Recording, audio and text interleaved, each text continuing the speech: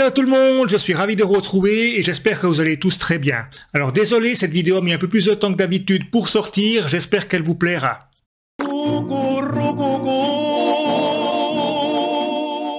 Mes vacances se sont très bien passées, elles étaient certes très courtes, mais j'en ai profité pour tourner une petite vidéo qui pourra être utilisée si je fais une vidéo sur des souvenirs de gamers en rapport avec le rétro gaming. Mais je ne sais pas si je vais l'utiliser à l'avenir.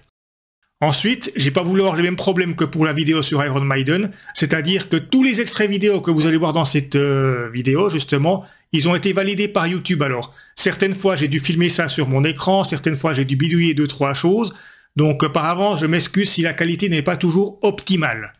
Alors moi, il m'épate. La dernière raison de ce retard, c'est dû à... Vous avez trouvé? Allez, un dernier indice.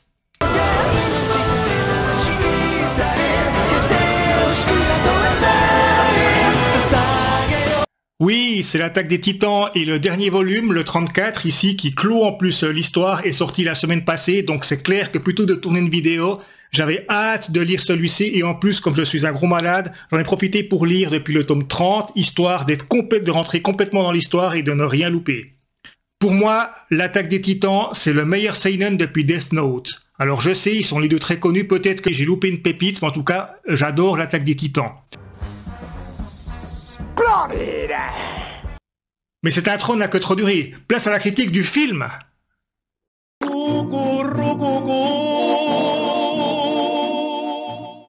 Vous aimez les films d'espionnage? Qui est-ce qu'on pourrait envoyer pour une mission à haut risque? Celui que le gouvernement appelle, quand il n'est plus capable de trouver une solution à ses problèmes, le capitaine Flamme. Non, mais soyez réaliste. Le capitaine Flamme, il est même pas de notre galaxie. Vous avez une autre idée? Ah, c'est déjà mieux. En plus, Cobra, c'est génial. C'est mieux, car le personnage de Cobra est inspiré d'un acteur très célèbre qui nous a récemment quittés. Il est désinvolte, blagueur, nonchalant. Quant à la gueule, vous voyez pas? Vous voyez vraiment pas de qui s'est inspiré? Vous allez vite comprendre avec ces quelques images. Oui, Cobra est inspiré de Jean-Paul Belmondo, c'est véridique. C'est le 6 septembre 2021 que Jean-Paul Belmondo nous quittait à l'âge de 88 ans. C'était un des acteurs français les plus célèbres et, avec Alain Delon et Louis de Funès, un monstre sacré du cinéma français. Je lui rends hommage avec une critique du film Le Magnifique, un film de 1973 qui est une excellente parodie des films d'espionnage et de James Bond en particulier.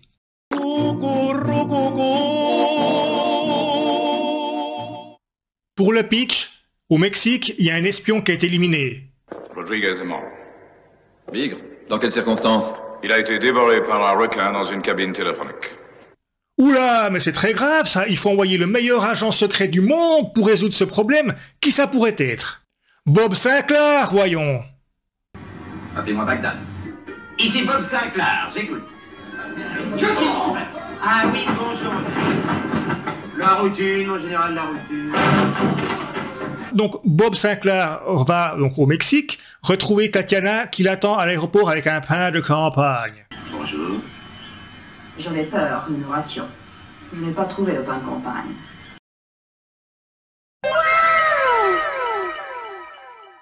Alors Bob, il est juste exceptionnel, hein. Il saute avec élégance dans une voiture. Il tue tous ses ennemis d'un seul coup, même quand ils sont bien planqués.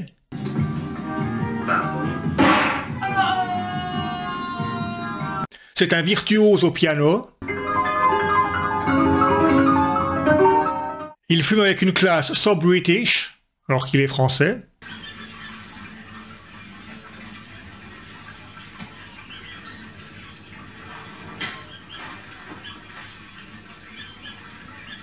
Et il est même un peu poète.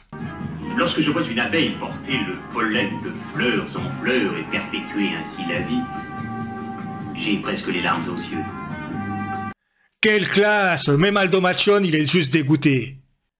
Il se recoiffe en sortant d'une piscine avec un peigne caché sous son maillot. Tous les hommes veulent lui ressembler avec son sourire de prothésiste dentaire et son bronzage impec. J'oubliais ses gros bras et son ventre plat. Moi, c'est l'inverse.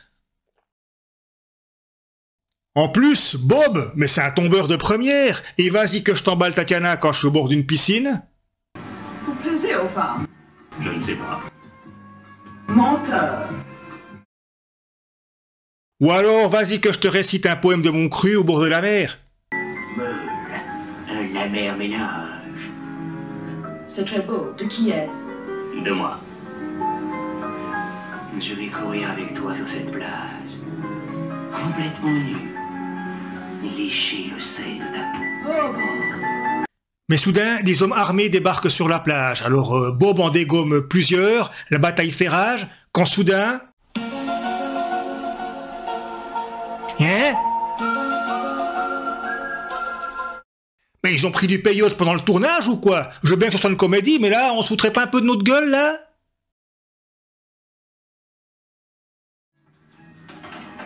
Je peux faire votre pièce, monsieur Merlin? Hein?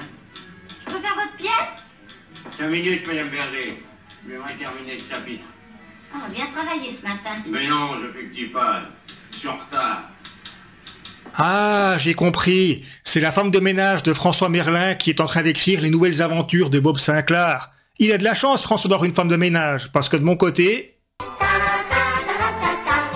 C'est le 43e roman de Bob Sinclair. François est parfaitement conscient que ce qu'il écrit, c'est pas des chefs-d'œuvre, le genre de livre vite lu, vite oublié. Tu sais, j'ai fait 42 bouquins. Des petits, mais dans chacun, je me dis qu'il y a 4 ou 5 bonnes pages.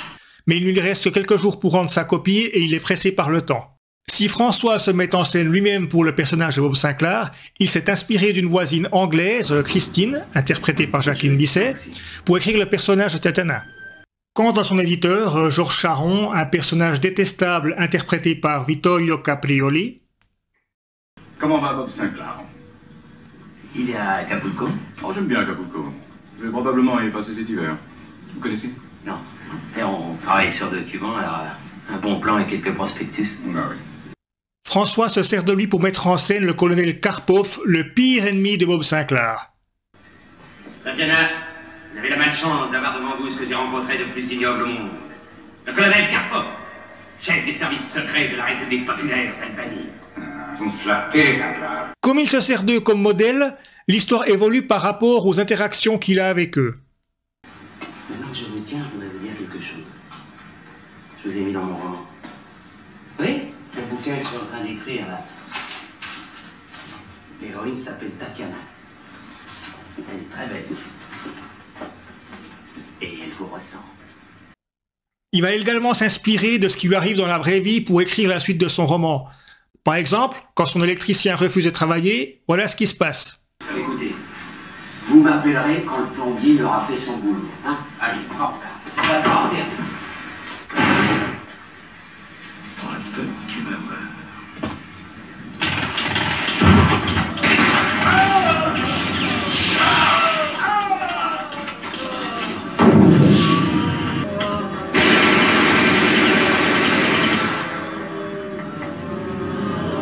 Ou lorsque son fils lui conseille « Oui, vas-y, du sang, de la bidoche, de la violence. » Voilà ce que nous pond François.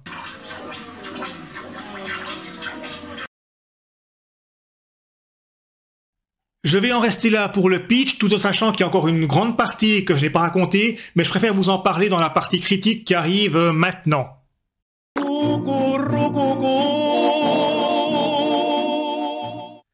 Le Magnifique est un des films de Jean-Paul Belmondo les plus rediffusés à la télévision. C'est un film très drôle, une excellente parodie des films d'espionnage et de James Bond tout particulièrement. D'un côté, on a Bob l'Invincible qui pète la classe en toutes circonstances, que ce soit en sautant d'une voiture, en prenant un téléphone quand il fait du ski nautique, ou encore quand il se recoiffe en sortant de la piscine avec son petit peigne dissimulé dans son maillot. En plus de ça, il abat les ennemis par grappe, et il tombe les femmes comme des mouches. Comme votre peau va bien avec Bach. Handel.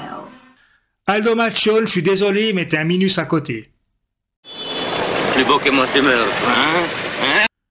Vous vous rappelez que je vous ai dit dans le pitch du film qu'il y avait une grande partie du film dont je n'avais pas parlé. Eh bien, justement, je vais l'aborder maintenant. C'est que si Le Magnifique est un film si drôle, c'est parce que si François est de mauvais poil ou vexé qu'on lui rabâche sans cesse Bob Sinclair, il se venge sur lui et en fait un véritable loser. Je fais tout là, rongez-moi la tête. Et vas-y que je me vautre en sautant à la voiture.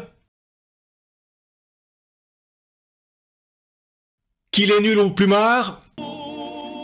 Alors, heureuse? Ouais. Qu'il fait sa chochotte parce qu'il a un petit bobo au doigt. C'est mal au doigt, vous comprenez?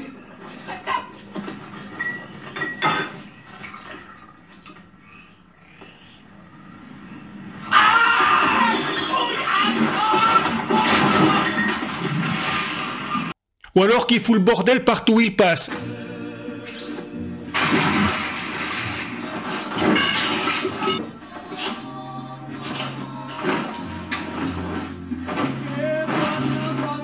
D'ailleurs, à ce propos, ça serait peut-être bien que je lui passe un coup de fil, que je lui dise quelque chose.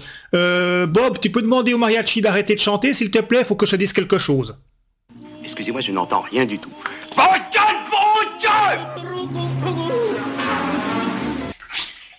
Non, Bob, pas question que tu viennes ici. J'ai presque fini de panosser, puis chaque fois que tu vas quelque part, tu fous la merde. En plus, la dernière fois, t'avais laissé plein de crème solaire sur mon canapé, alors pas question.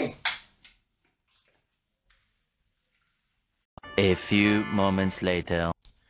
Dans la partie Bob Sinclair, tout est volontairement exagéré, jubilatoire et très drôle, alors que la partie réelle est plus subtile et plus nuancée. On se prend vite d'affection pour François, qui est divorcé, qui est maladroit, qui sait pertinemment qu'il n'écrit pas de bons livres, mais pourtant qui est touchant. Eh ben oui, avec votre théorie sur Bob Sinclair, votre homme idéal. Mon idéal? Mais c'est le contraire. Moi, je n'aime que la sensibilité et la délicatesse. Un peu mon genre. Exactement votre genre. En plus, sa vie est très loin de ressembler à celle de Bob Sinclair, car si Bob Sinclair, il se pavane au soleil dans des hôtels de luxe, François, il vit dans un modeste appartement dans un Paris pluvieux. Le film est bien rythmé, il est divertissant, il est très drôle, mais il est quand même pas parfait. Au niveau des reproches qu'on pourrait faire à ce film, je pense notamment à la scène où Madame Berger passe l'aspirateur, vous savez, sur la plage. Elle survient au bout de 20 minutes du film et il n'y a absolument aucun indice jusque-là que, en fait, ce qu'on est en train de voir, ce sont les nouvelles aventures de Bob Sinclair qui sont écrites par François. Au niveau des autres reproches, il y a quand même un petit ventre mou dans le film, une dizaine de minutes à peu près vers la moitié du film, mais c'est rien de dramatique car le film reste quand même très plaisant à regarder et ça ne nous sort pas de l'histoire. Par contre, et là c'est subjectif, tout dépend de vous, peut-être que le plus gros reproche qu'on pourrait faire à ce film, c'est Jean-Paul Belmondo. Attention, je ne reproche pas le jeu de Jean-Paul Belmondo, je le trouve excellent dans ce film, mais je sais que c'est un acteur qui a eu tendance à diviser les personnes. Par exemple, je sais que dans ma famille, certaines personnes n'aimaient pas Jean-Paul Belmondo. C'est aussi pour ça peut-être que je n'ai pas vu toute sa filmographie quand j'étais plus jeune.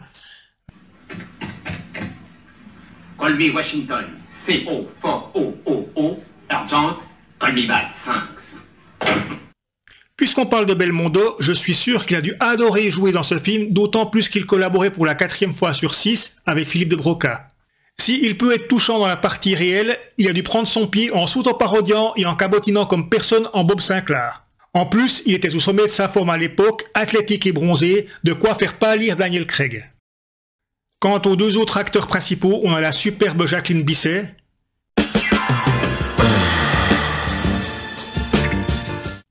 qui me fait un peu cet effet-là chaque fois que je la vois. Love, exciting and new, come aboard. Quant à Vittorio Caprioli, qui est surtout connu en France dans son rôle dans Les Loups la Cuisse, vous savez, le cuistot qui menace Louis de Funès avec un fusil et qui le force à goûter à tous ses plats, il fut imposé en quelque sorte par la production, car comme c'était un film à gros budget, il a été coproduit avec l'Italie. Néanmoins, il n'y a aucun souci à voir, Vittorio Caprioli, c'est un très grand acteur italien et il est parfait en Karpov ou Charon. Et les dents de Sarah sont imprégnées de cyanure. Les dents sont imprégnées de cyanure. Les dents sont imprégnées de cyanure. Ah non, pas du tout, ça, c'est les dents sont imprégnées de cyanure, ils crèvent. Ouais, il chier, ça, qu'est-ce qu'on peut dire? Il est enragé, ça.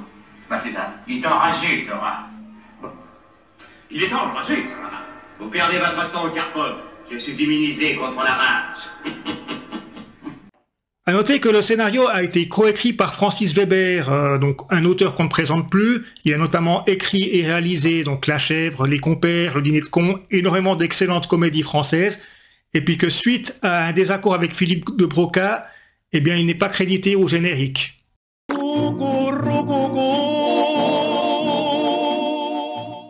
En définitive, je ne peux que vous conseiller de voir ou de revoir Le Magnifique. Bien avant la série des OSS 117 période Jean Dujardin, Le Broca et Belmondo nous offraient déjà une excellente parodie des films d'espionnage avec Le Magnifique.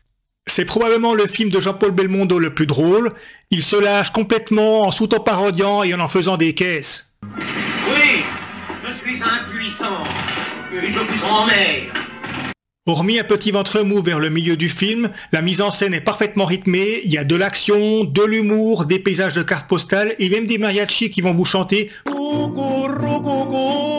Si vous aimez les OSS 117 période Jean Dujardin, n'hésitez pas, vous passerez un très bon moment. Et puis, il y a Jacqueline Bisset.